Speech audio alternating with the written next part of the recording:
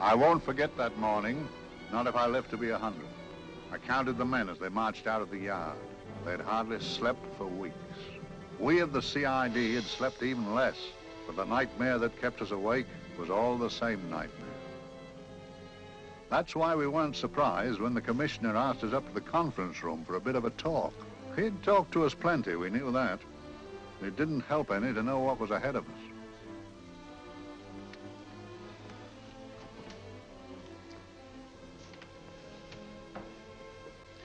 Must we have that window open, Gregson? Oh, shut it if you want to. Chief will be in enough of a temper without having a ruddy blast down the back of his neck.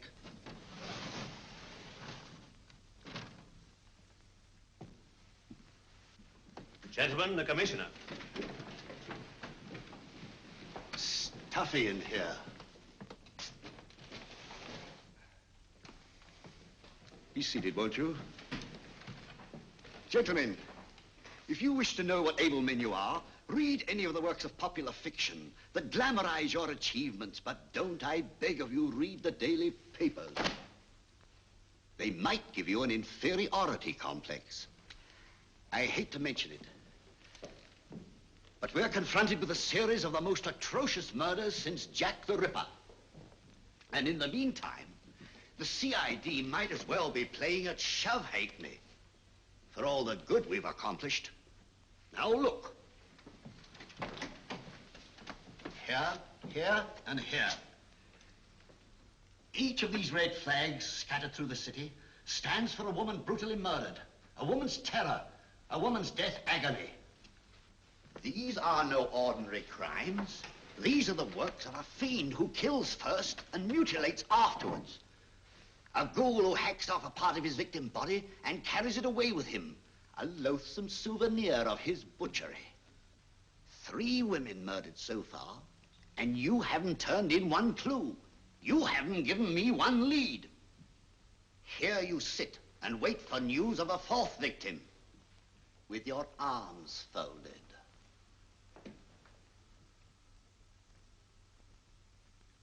Well, we hadn't long to wait. It was down Lambeth Way where a young woman was hurrying home late last night. She saw something and stopped. It was a constable. He spoke to her and he walked along with her, just in case. He saw her go down the stairway to the basement lodging where she lived. We can only surmise what happened after that.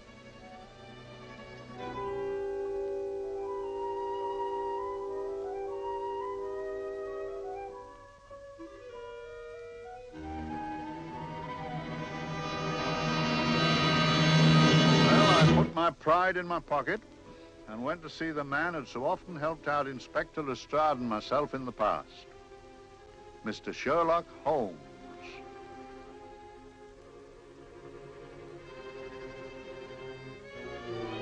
If ever a man needed help, I did.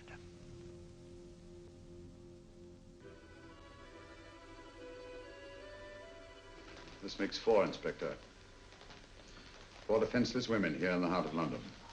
And everyone with the right forefinger hacked off. Not hacked, Inspector Gregson. Cleanly, expertly severed. The work of a skilled surgeon. That's our only clue. Much about the age of my sister's girl. Is there no way of stopping this, Mr. Holmes? Yes. There's a way, somehow. The fiend that did this. I promise. I promise. We've nothing to go on. That's the rotten part of it. We can't get far without knowing the motive. Well, at least we know what the motives were not. It wasn't robbery, nor passion, thanks be, nor yet vengeance. Because they all came of totally unrelated families. Steady, Inspector, steady. Sorry, Mr. Holmes. I don't turn a hair when it's a bloke that can look after himself. A little slip of a thing like that. Yes, it's horrible. Come on, let's get a drink.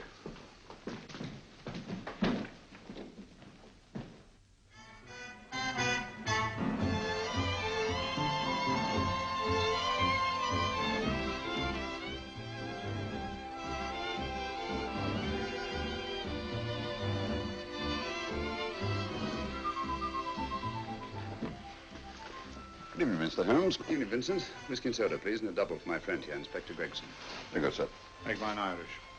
Decent of you to give me a hand with this thing, Mr. Holmes. Always a pleasure to be of help to Scotland Yard, Inspector. Little out of my line, looking for a maniac who murders just for the fun of it. Or perhaps just to get a human finger. In all 4 cases, the murderer risked capture by stopping to secure a finger. Wonder what for? Who knows? He's just a madman. Perhaps there's method in his madness. If we could just trace those missing fingers. If we could just drain the English Channel, we might find a penny. Huh? Oh, thank you. You may keep those, Mr. Holmes. Thank you.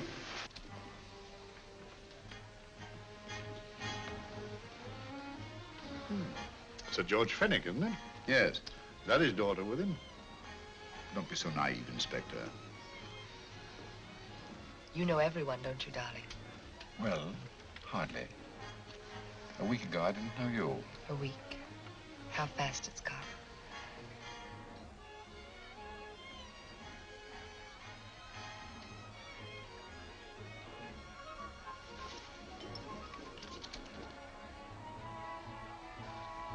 I collect these things. How very quaint of you. Shall we go? Yes.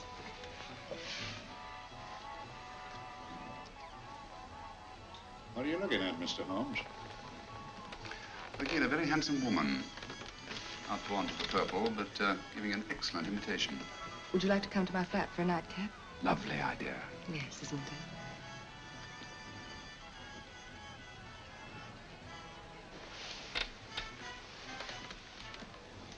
Wonder where she's taking Sir George Fenwick. Don't be so naive, Mr. Holmes.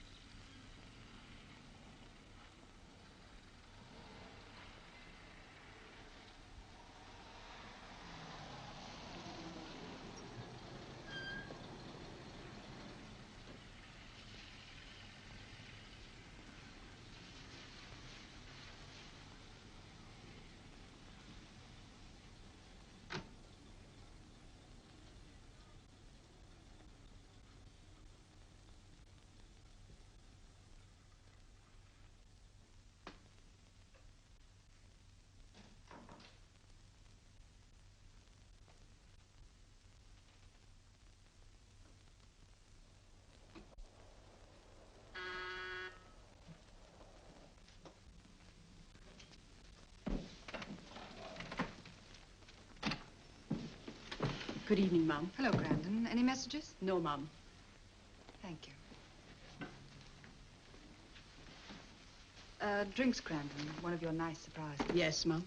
I say, you don't mean that, Grandon's a marvel, aren't you, Grandon? Yes, Mum. You wouldn't believe the things she can do. Ah, charming place. Delightful. Really? Do you think so? I'm so glad. Do sit down. Do you mind? Do I mind? What a question. I don't mind anything, really. Except not being with you. Now, you really don't want me to believe that, do you? Not too seriously. Good. We're both quite grown up, aren't we? Quite.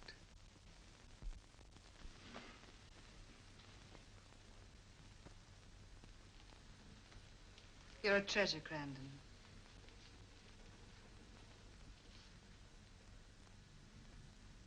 And lower the lights a little as you leave.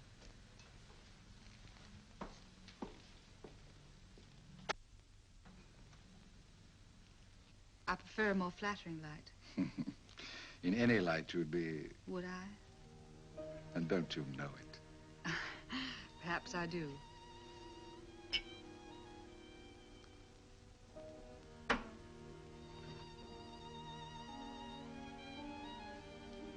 Oh, that priceless woman. You wouldn't believe it, but she's absurdly romantic. She loves dreamy music, and she thinks that we... But we do, don't we? Do we? Well, it's rather soothing, restful. Yes. And we all need rest at times, like tired children who've played too long. You've played with wooden soldiers, I suppose. Funny. Hadn't thought of that for years. Toy boats were my special joy. Anything I could set afloat anywhere. Like this. And this. Toy boats sailing into the Never Never Land. The land of beautiful dreams. Look. Look, odd, isn't it, how the light is reflected?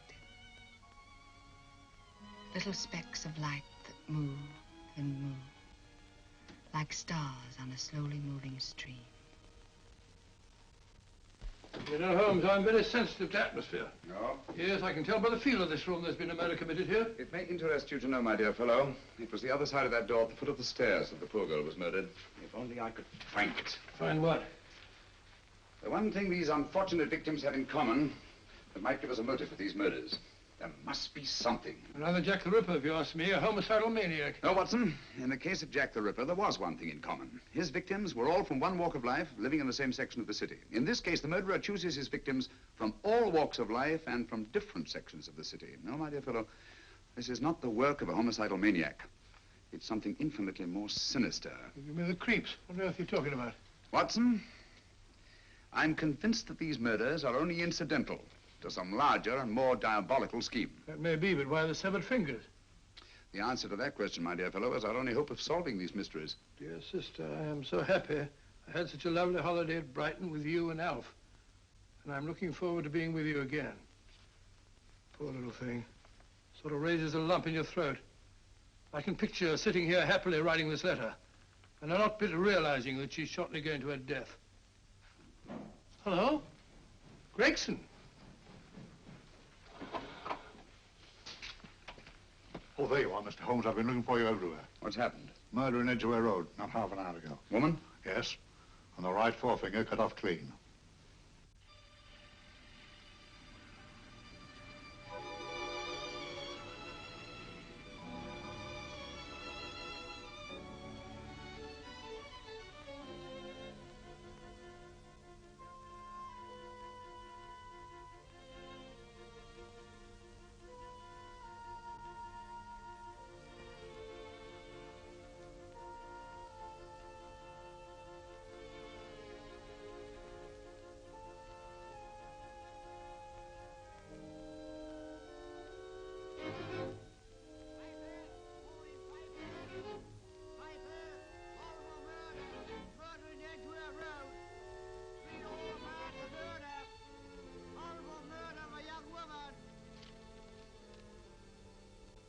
Piper! Horrible murder, Piper! All about the murder! Morning, Piper! All about the murder! Piper! Horrible murder! Another young woman found murdered, Piper, sir! Horrible murder, Piper! Piper! Read all about it! Get your Piper! Murder in Edgware Road! Horrible finger murder. Shocking murder. Murder in Edgware Road. Horrible murder of a young woman. Read all about the murder.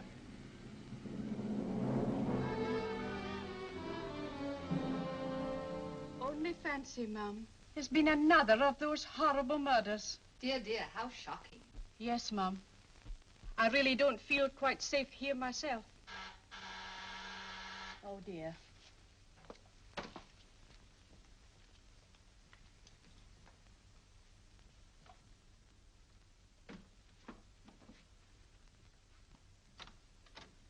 Why, Sir George! I must see Miss Marlowe at once. I don't know if she... I must see her. Where is she? Lydia. Why, Sir George, what is it? What happened? I don't know. You'll have to help me. You've got to help me. But I don't understand. Listen, I woke up a few minutes ago in a cheap boarding house off Edgware Road. I don't know how I came there. I don't know when. The last thing I remember is being here with you. Calm yourself, Sir George. When did I leave here? Well, it was about, It was 10:45, Mum. Precisely. You seemed, forgive me, just a little distressed. Detached, not interested. I thought I'd said something to offend you. I don't remember.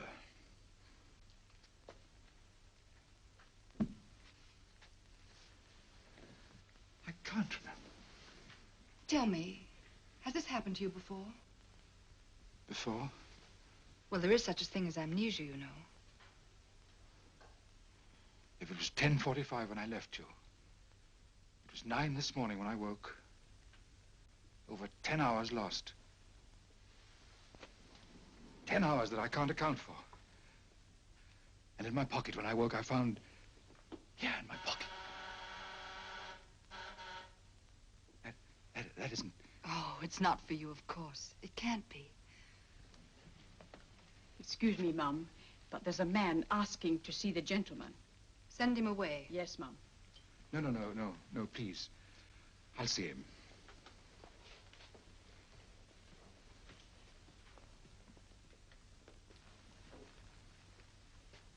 Well? Delightful room. Not much like the place you woke up in this morning. You followed me here? Yes. Are you a detective? Oh, no. Quite the contrary. Don't be afraid, Sir George. You know my name? Oh, yes. A very old and highly honored name. And being the bearer of such a name, and also a very wealthy man, I thought you might care to possess yourself of this trifle. Rather than let it fall into the hands of the police. It is yours, if I'm not mistaken. The initials, GF. Where did you get this? It came out of your pocket. I saw it fall, but you never noticed. You were very busy, bending over something with a knife. Then you put something in your pocket.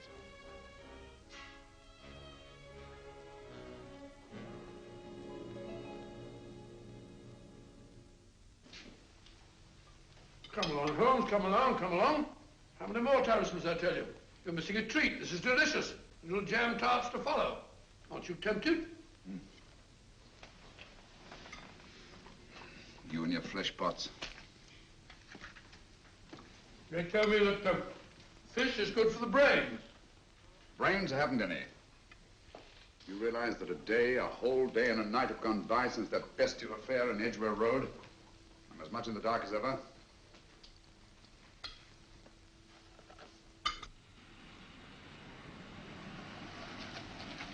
Hello, here comes a client, unless I'm very much mistaken.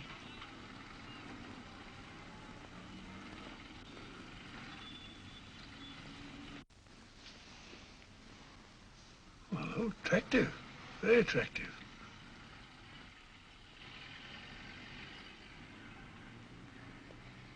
Obviously, she left home under the stress of some very great emotion. How do you know that? She isn't wearing any gloves. A startling omission in a young lady of fashion. No, she didn't put her coat on. Open car, too.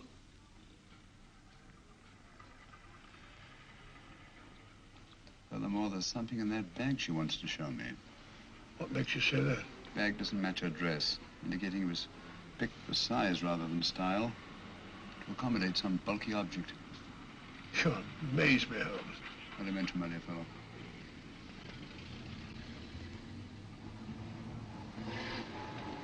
Well, that's interesting. What is? A cab, turning at the empty house. I wonder why he followed her here. Oh, wouldn't you? Quite possibly with glasses.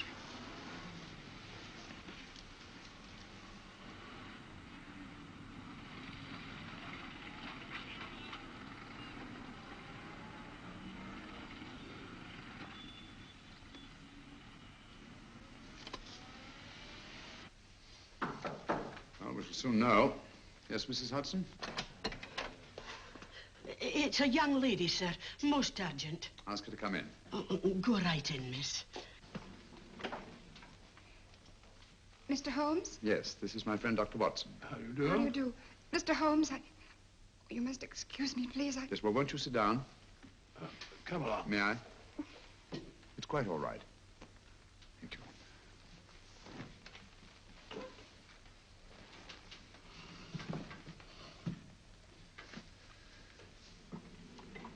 Now try to control yourself, Miss Fenwick. You're with friends. You know my name? No magic, I assure you. I've often seen your picture. You're the daughter of Sir George Fenwick, aren't you? Yes.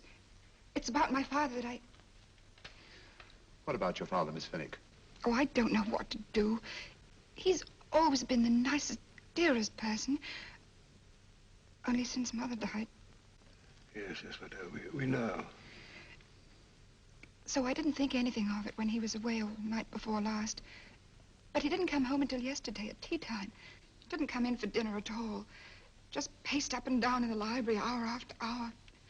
I begged him to let me in, but he wouldn't. Steady, steady. Now take your time.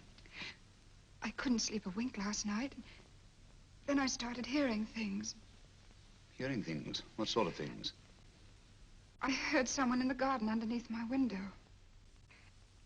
Then I saw a figure moving down the garden path. And I recognized my father. Stealing through his own garden like a thief.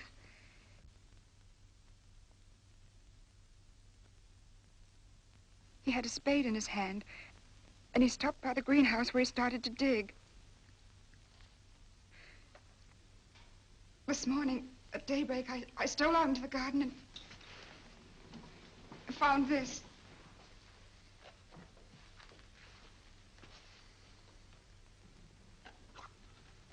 A finger. A human finger. Bring up Scotland Yard, will you, Watson? Ask them to get hold of Inspector Gregson and tell him to meet us at once at George Fenwick's house, Kingston. Operator, get me Scotland Yard quick. Where's my father, Norris? He's still in the library, miss. Thank you. We'll see him right away. Will you come with me, please? Thank you. I got your message, Mr. Holmes. Yes, indeed. Dad, may I come in? Dad. That's funny. He doesn't answer. You mind? Please do. Thank you. Watson, quick. Oh, Come along, no, my dear. no, no. Take charge, Miss Fenwick, please. Sorry, sir. No, miss, please. Please come along with me.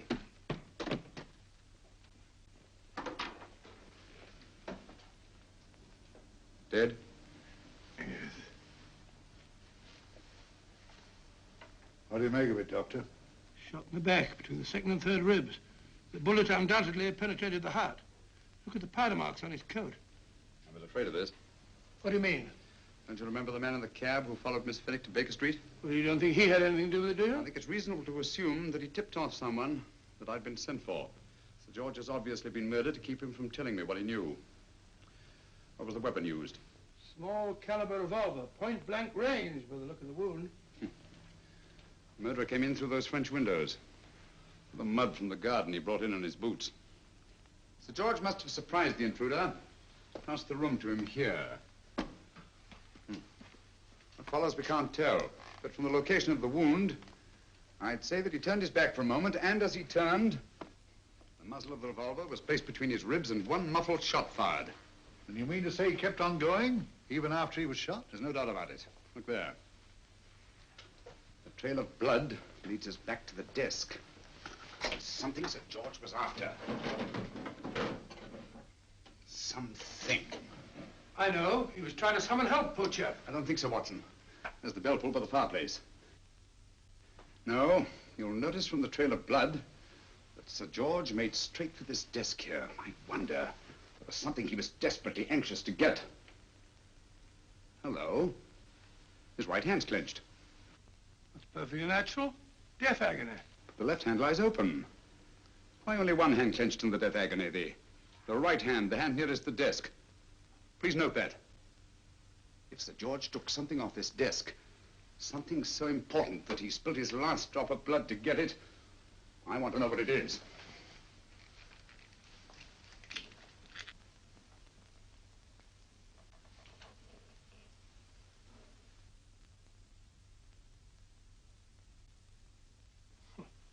Nothing but an ordinary match folder. Where does that lead us?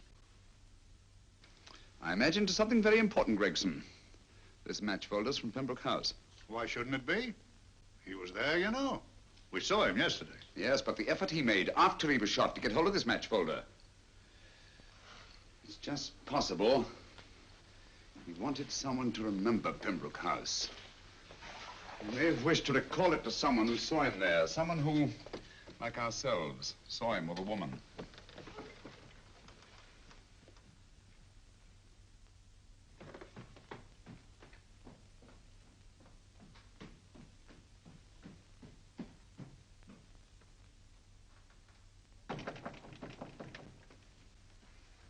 Come in. Oh, Dr. Watson, this came by hand for Mr. Holmes not 10 minutes ago. Thank you, Mrs. Hudson. That would be the report from Mr. George's bank.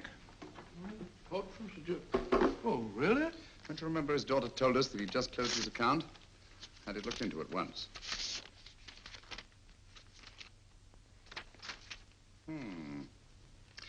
He drew out his entire balance in cash, nearly £10,000, yesterday, just after that young woman was murdered. What does that suggest to you, Watson? But he paid it out to someone. Precisely. I smell the faint, sweet odor of blackmail.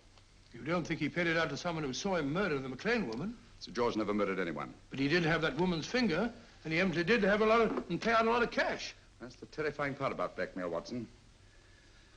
The victim is afraid to fight the accusation, no matter how false. Once the accusation is made, his name is smeared, and sometimes his life is ruined. Well, Sir George didn't commit these murders. What fiend did? I rather think they're not the work of any one man. Oh, come, Holmes. You don't expect me to believe there's a whole organization going about killing people and chopping off their fingers. No, it's possible, quite possible.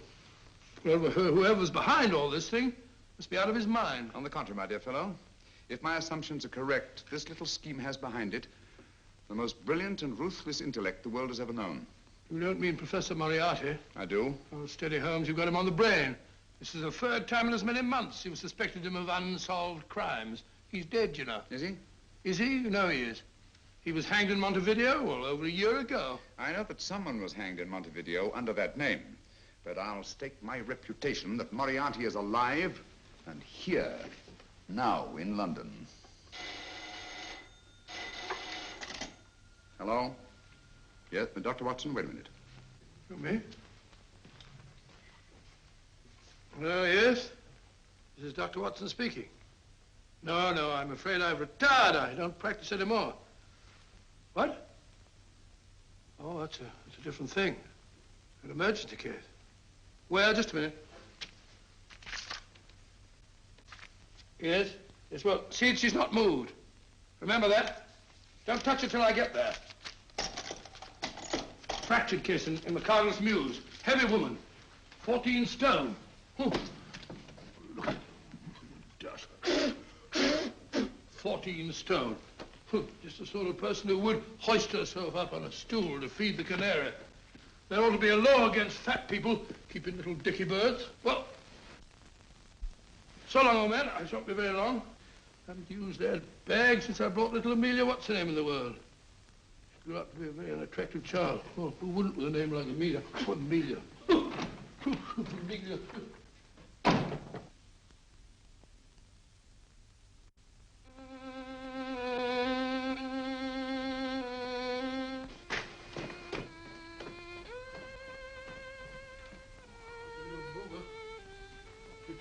Stupid about accidents.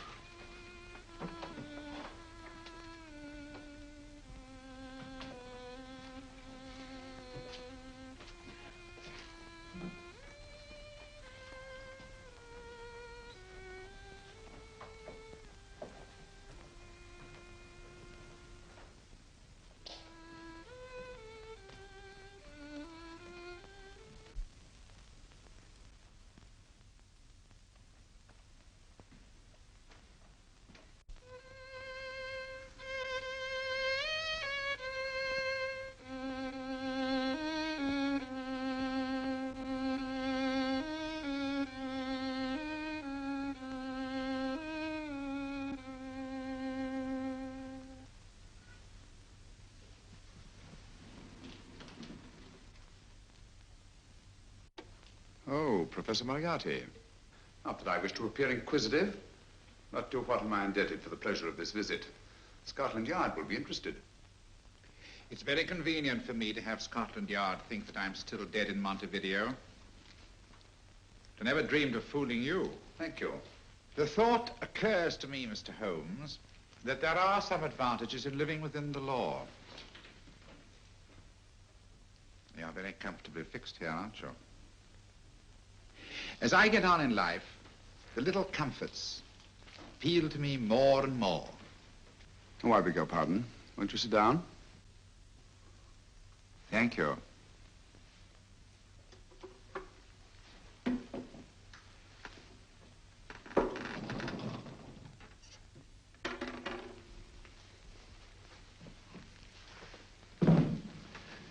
And now, Professor Moriarty, what can I do for you? Everything that I have to say to you has already crossed your mind. And my answer has no doubt crossed yours. That's final? What do you think? I shall not rest until you are hanged for the finger murders. You've no proof, you know. No, not a shred. But I have you. I could turn you over to the police here and now. You could. But if you did, you'd never see Dr. Watson again. Oh, the telephone call. Quite. I rather assumed you had taken some such precaution. Or I should have snatched up a revolver and indulged in a fit of heroics when you came in. Very smart, aren't you? Not smart enough. Or I should have anticipated you. But if any harm comes to Dr. Watson, I shall seek you out. I shall not rest until I find you, and when I do... No harm will come to Dr. Watson this time. But I can't answer for the future. Mr. Holmes, I should strongly advise you to drop this case. Don't be silly. Think it over. We've had many encounters in the past. You hope to place me on the gallows. I tell you, I shall never stand up on the gallows. But if you are instrumental in any way in bringing about my destruction, you will not be alive to enjoy your satisfaction. And we shall walk together through the gates of eternity, hand in hand. What a charming picture that would make. Yes, wouldn't it? You know, I really think it might be worth it.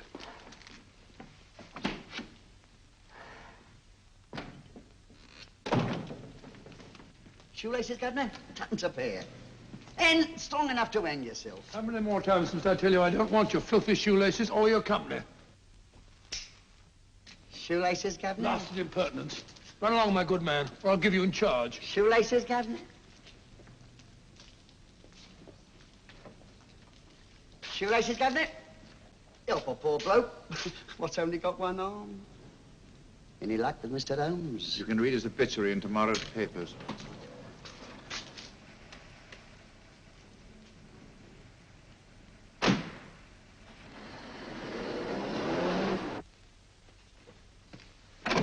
Oh, there you are, Watson. Come in. I was, just going out to look for you. Look for me what for? Suppose you don't think I know my way about.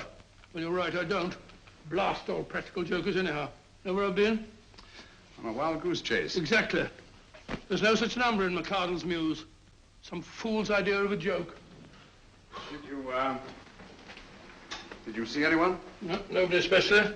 Only a whining old idiot selling bootlaces. Persistent beggar, wasn't he? Stuck to you like grim death. Huh? How do you know? And finally left you for someone who looked like better pickings. Someone, my dear Watson, was Professor Moriarty himself. What? He's just called on me. Moriarty here and you let him go? But you must be out of your mind. Why? Well, he bluffed me into believing that he was holding a friend of mine as hostage. Friend of yours who? Oh, nobody very important, just a fat, lazy fellow. Medical man, I believe. Medical man? Do I know him? Yes, I think you do. Fellow by the name of Watson. Watson, never heard. Who, me? I'm afraid so, old fellow. Your street hawker's job was to do away with you in a certain contingency. And you let Moriarty go? Because of me? I had no choice. I can't afford to lose you, old fellow. Well, it's very decent of the old chap, I must say, but... I wish you'd nabbed him. We shall, never fear. I know the motive for the finger murders. All I have to find out now is the method used with the blackmail victims. Method? Yes. How does Moriarty get them to the scene of the crime? How does he plant those severed fingers on them? And how does he scare them into believing that they may have committed those atrocious murders themselves? Curious.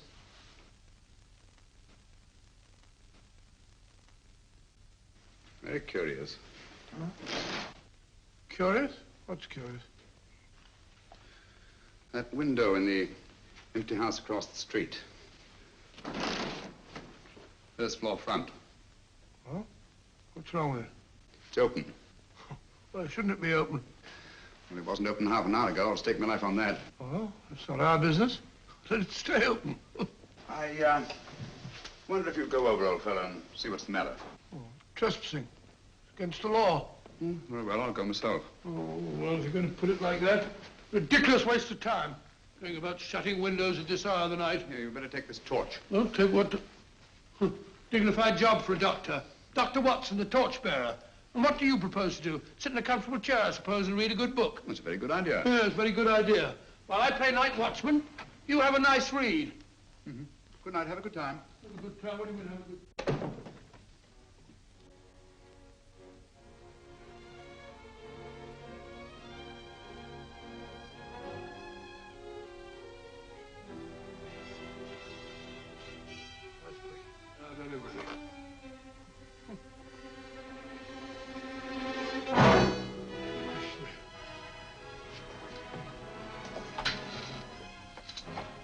What's it for? Oh, umbrella stand. Pretty little thing to keep about the house. Must have been a pet.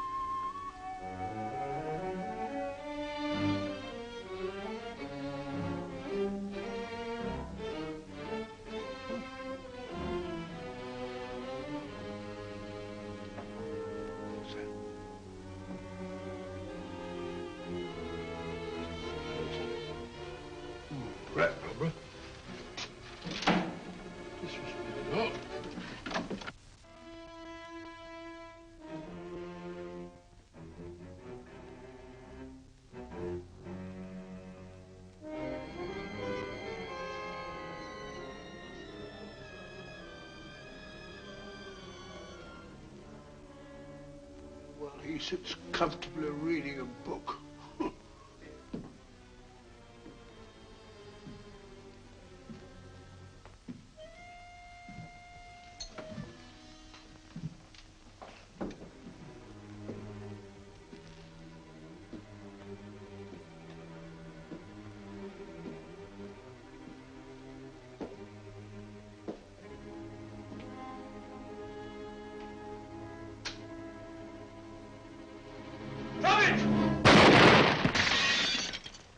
He killed Holmes! He killed Sherlock! Watson. You? But I saw him shoot you a second ago. Not me, my dear fellow. Merely the bust of Julius Caesar. Incidentally, you may have noticed that all through the ages, prominent men have prominent noses. Oh, I'm afraid we're in for terrible trouble again with Mrs. Hudson. Windows smashed, plaster all over the floor. Get up, you.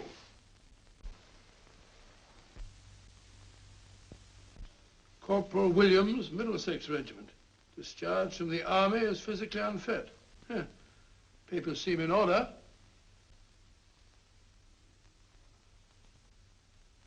Now, Corporal Williams, you've seen service in the Far East, haven't you? The East? I thought so. Look at his complexion, Watson. Yellow as saffron. He's been taking atabrine. Cure for malaria. Sniper, aren't you? Sniper. Hmm. Why did you try to kill me? I had to kill him. I had to. Oh, snap out of it. Stop it, Watson. He's shamming. No, he isn't. Who told you to kill me? She told me. She told you? She told me I couldn't miss. Well, luckily you did miss, you murderer. She isn't a murderer, Watson. Listen, Corporal Williams. She told you you had to do it, didn't she? I had to do it. I've got it, Watson, I've got it. Got what? The method used in the finger murders. Well, what is it? Hypnotism, my dear fellow, hypnotism. And it wasn't against his nature, that's the devilish part of it. They picked a man for their purpose whose job was sniping. Who are they? Professor Moriarty and his finger murderers. Williams spoke of a woman. I think you'll find that she asked him home tonight for a drink. Nice quiet rooms, soft lights, music. You got it all pat, Mr. Holmes. What's the lady look like? Oh, up 30, nice figure, blonde, lustrous eyes. Oh, really? Got a phone number? Oh, so? Williams will give us her address. Look after him, Gregson. Don't let anyone come near him. He's our key witness in the finger murders. Well, I hope you're guessing right, Mr. Holmes. Get up, Williams. Now, go with Inspector Gregson anywhere he tells you. Come on. Yeah. Ring me as soon as he comes to himself, will you? I will. Good night, gentlemen. Good night. Well, if you believe that fellow Williams was hypnotized, I suppose you think Sir George Fenwick was hypnotized too. Yes, I'm quite sure of it. Have a cup of tea? Thanks, old boy. Nothing to eat. Well, why didn't these people make Sir George do the murder himself? Because they didn't want to get him hanged. They wanted to blackmail him. Well, who do you think the actual murderer is? One of Moriarty's gang. A diabolically simple technique. Kill a woman. Yes, but why cut off the fingers? My dear fellow, don't you understand? The severed finger is what links the blackmail victim to the murder. He wakes, finds the grisly thing in his pocket. He doesn't know how it got there. He's no idea that he's been hypnotized. For all he knows, he may have committed the atrocious crime during some dreadful lapse of sanity. In that state, when he's utterly demoralized, the blackmailers take over. Is that it? Undoubtedly. You see, they swear that they saw him commit the murder. And being human, the victim will pay anything rather than stand trial on a charge that will make his very name loathsome. Oh, it all fits in if you believe in hypnotism. The only possible explanation. You think the hypnotist is that woman with the blonde hair, the lustrous eyes, the woman you invented? I didn't invent her. I saw her. What on earth are you talking about? That woman, my dear Watson, was with Sir George when he left Pembroke House. I saw her there. I shall see her again, and Williams will lead me to her. That's why it's so important to keep him safe. He will identify her.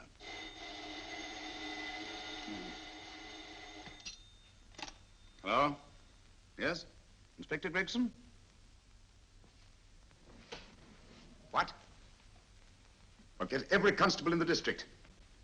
Yes, I'll be over at once. What's happened, Holmes? Williams is missing. Great Scott! Come on.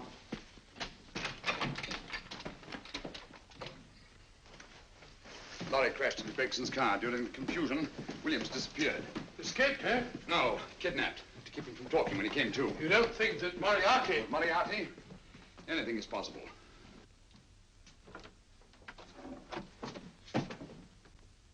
Williams! Dead. You see, anything is possible.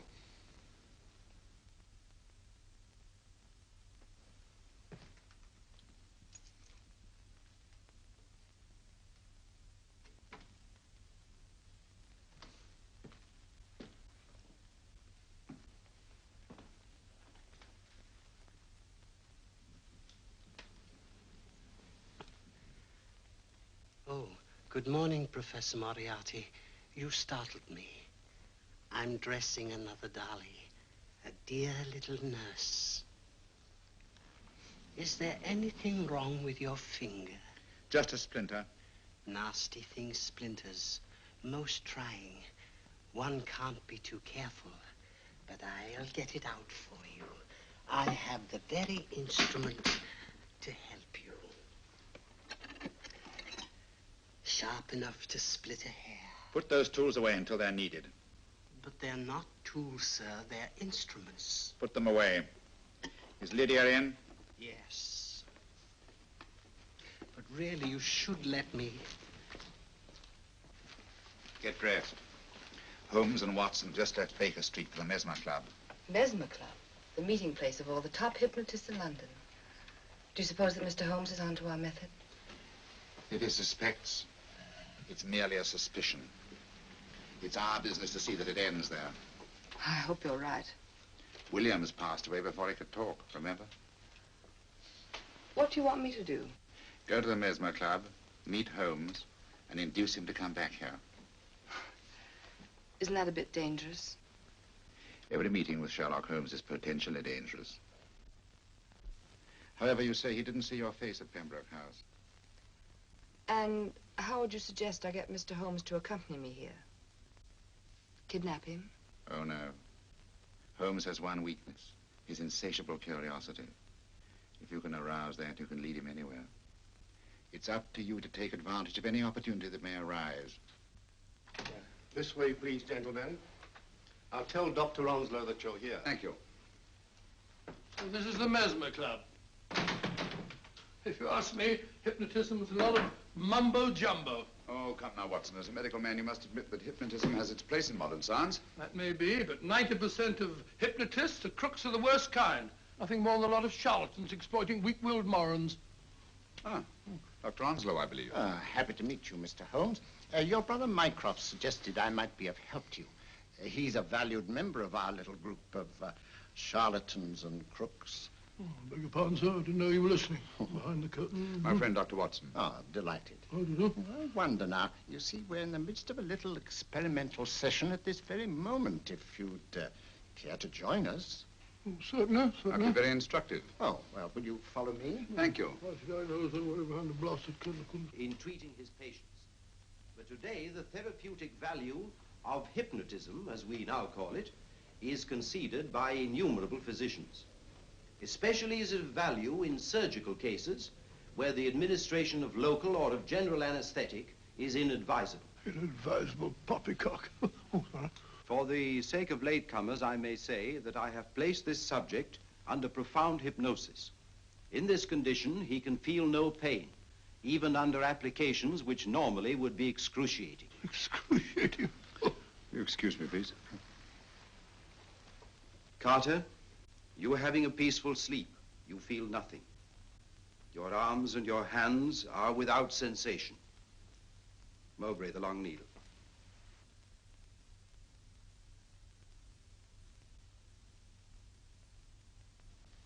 Carter, give me your right hand.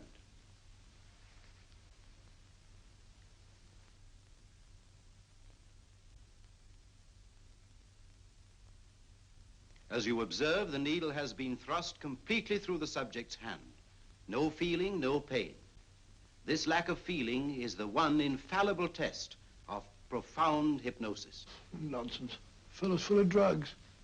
Well, isn't he? Definitely not, Doctor.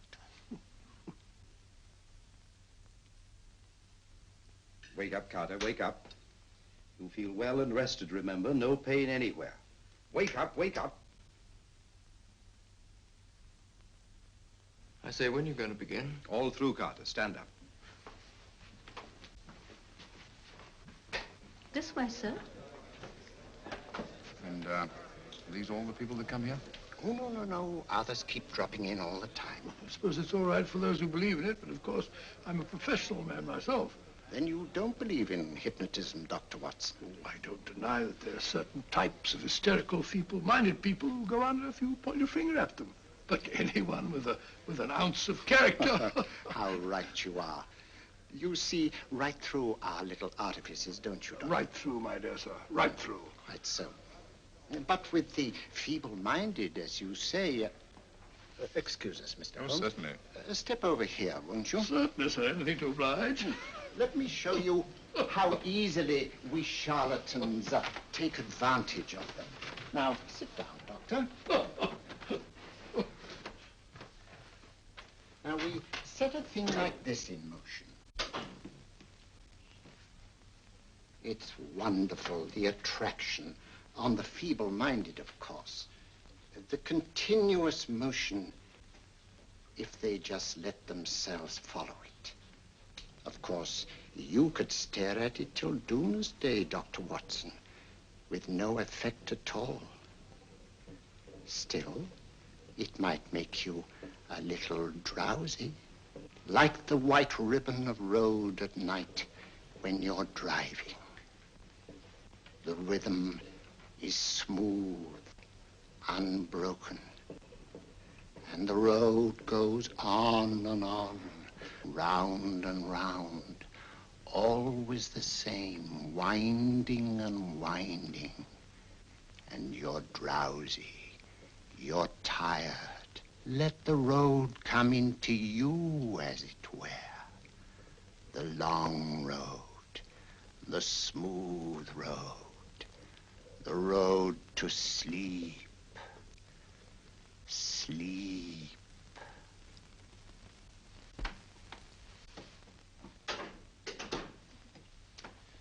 Open your eyes. Stand up. Turn around. And now, Dr. Watson, you're on a holiday in Scotland. The country is amazingly beautiful. We're coming to a stream. It isn't deep. Better take your shoes and socks off.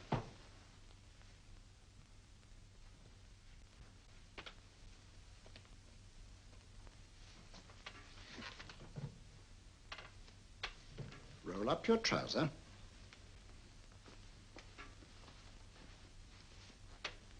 That will do. The other leg is waterproof. Turn around. Mind the pebbles.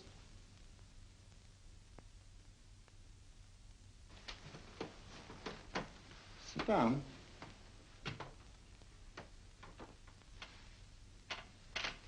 Wake up now.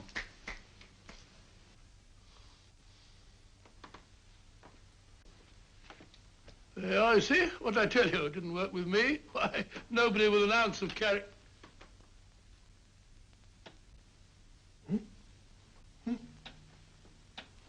I think you'll need these.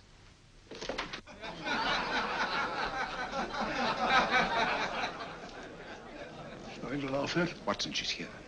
Oh, the woman you're looking for? Yes, I'm going to meet her. Perhaps I can induce her to take me to Moriarty. Do you think it's wise, Holmes? May not be wise, but it's essential. After all, I've held me on with Moriarty in the past. But isn't it dangerous? She might be a hypnotist. If my will isn't stronger than hers, I deserve to be hypnotized. I feel I must protest, Dr. Onslow. I was told this was a gathering of serious students of a great science, and I find myself in a company of buffoons. Oh, my dear madam. Elliots and Esdale Braid. Were those men martyrs for the truth, that you may laugh over your childish, cruel tricks? I must say I'm in complete agreement with you, madam. This was most unnecessary performance, Dr. Onslow. Beg your pardon, sir. My name is Holmes, Sherlock Holmes. At your service, madam. Thank you, Mr. Holmes. I'm afraid I've created a rather embarrassing situation. But you see, I'm interested in the serious study of hypnotism. So am I, too. Perhaps we have something in common, Mr. Holmes. Perhaps we have. Would you join me for a cocktail at Pembroke House? I should be delighted. Good.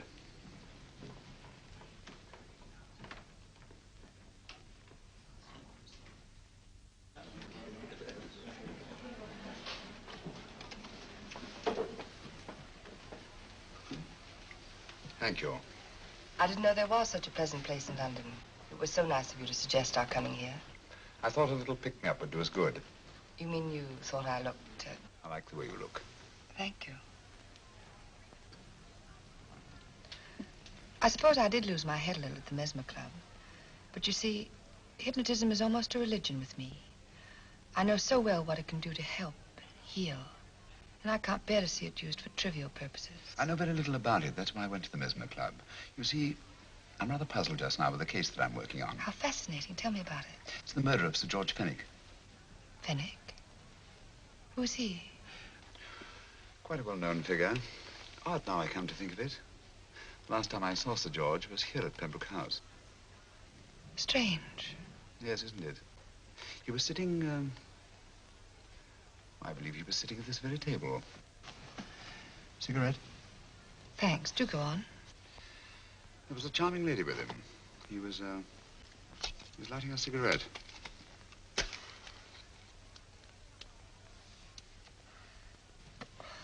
Charming. Did you see her face? No worse luck. Merely her back. How unenterprising of you. Yes, wasn't it? Afraid I'm getting a little older. I shouldn't say so. That's nice of you. Still, the first time in my life, I've got hold of a case that's beyond me. I'm actually losing sleep over it. You know, Mr. Holmes, I believe I could help you. Really? I should be very grateful. You're amused. Oh, merely skeptical. How would you go about it? I've used hypnotism more than once in healing. Not for profit. I'm not a professional. But I do think I could help you. If you'd care to... I can't think of a pleasanter experience.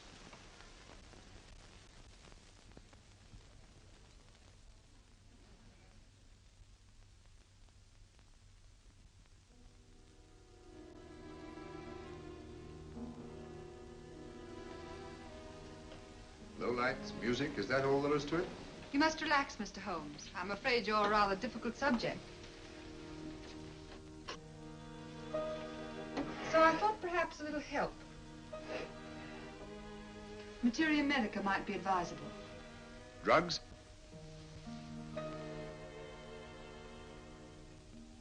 No, I'd rather not, if you don't mind. As a matter of fact, I'd rather not myself.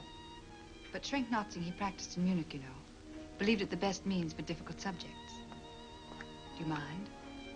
Well, as a matter of fact, I don't approve of sedatives. Just as you wish. We don't have to go on with this at all, you know. Wait a minute. Wait a minute. All right. I'll take a chance. It's really quite harmless. What is it? Cannabis japonica, an oriental soporific. You'll need water.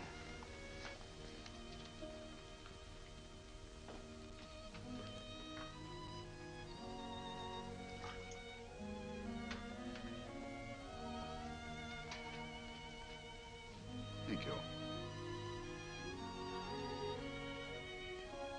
Now sit down, Mr.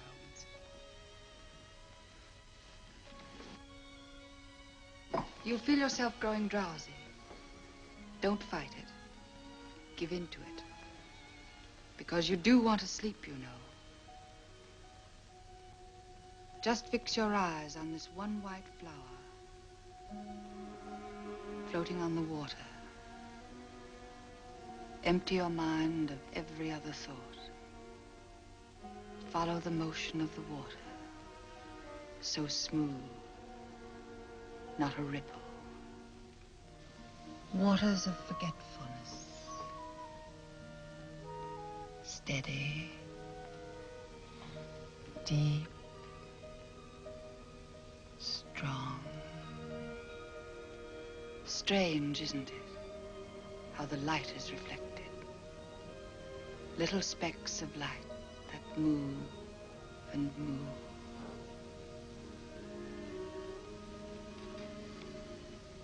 It's restful here.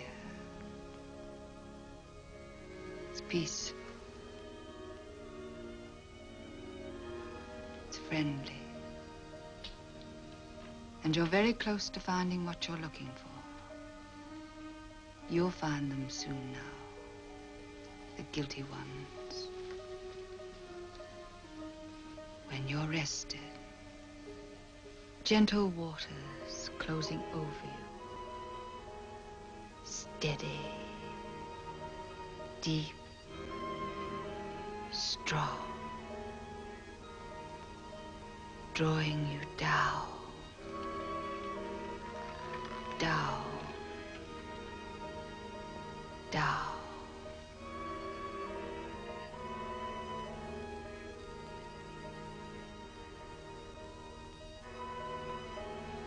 Sleep. Sleep. Sleep.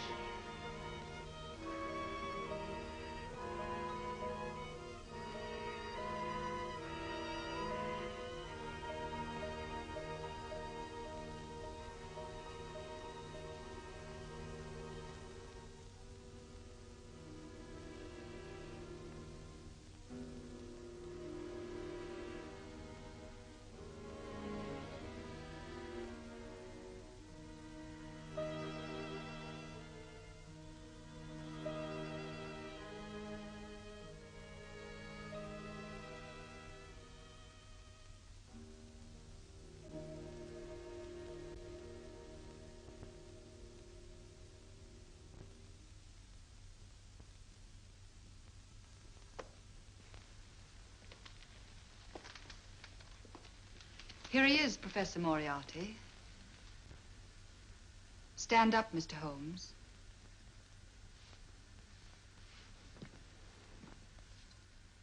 Open your eyes. Face this way. Are you satisfied? We are dealing with a clever man. He may be shamming. There's just one infallible test for profound hypnosis. You ready, Dr. Simnel?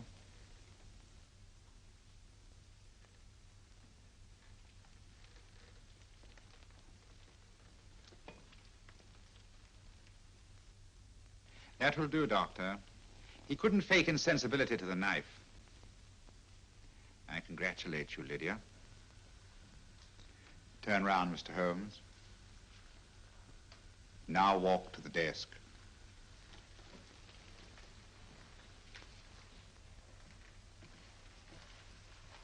Sit down.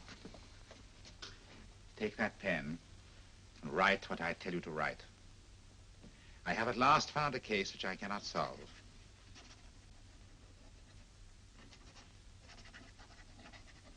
I have outlived my usefulness. Therefore, I have decided to end my life.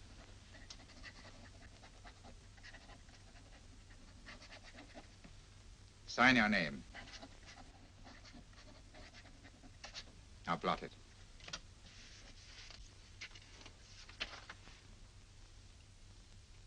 Fold it up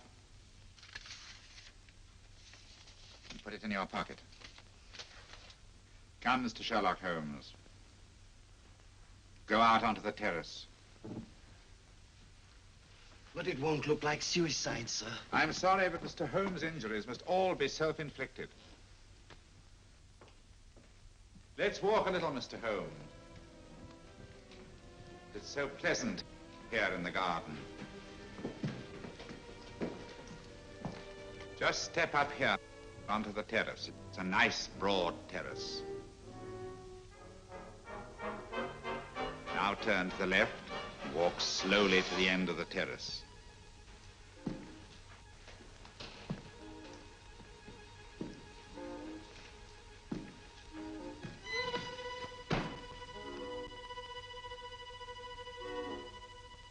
Don't stop. You must walk to the end, you know.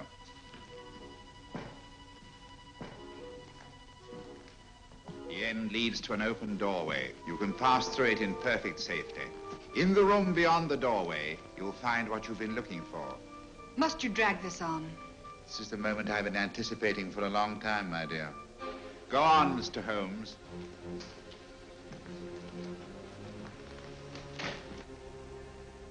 Through the open doorway, you will find the man responsible for the finger murders and the death of Sir George Fenwick. Professor Moriarty. Holmes! Stand still. What a beautiful view, Watson. I'm quite enjoying it. No, you're not. You're hypnotized. You're under a spell. Stand still. Don't move. Steady, Holmes. Steady does it. Stand perfectly still where you are. Nonsense, Watson. You don't know what you're doing. Of course I know what I'm doing. You mean you're not hypnotized? Certainly not. Then get off the wall, you idiot. Oh, look out! Holmes! Oh, Dear fellow. What were you doing up there? Holding the fort until you arrived. What kept you? Well, I ran into a spot of trouble on my way to Scotland Yard. I was arrested for exceeding the speed limit. Your luck seems to hold, Mr. Holmes. Well, I'd hardly call it luck, Professor. You see, I substituted a drug of my own for the one that this dear lady pressed on me. You are clever, aren't you? A drug that, although it leaves the subject conscious, renders him quite insensitive to pain. That accounted for my lack of reaction to Dr. Simnel's knife. Well, Gregson, quite an impressive haul. Even Inspector Lestrade himself couldn't have done any better. Thanks, Mr. Holmes. Take him away. All right, put her in the van. I was right, Mr. Holmes. You are a difficult subject. Thank you. And now, Professor, our score is settled. Au revoir until I see you on the gallows. The rope has not been made that'll go around my neck. Come on.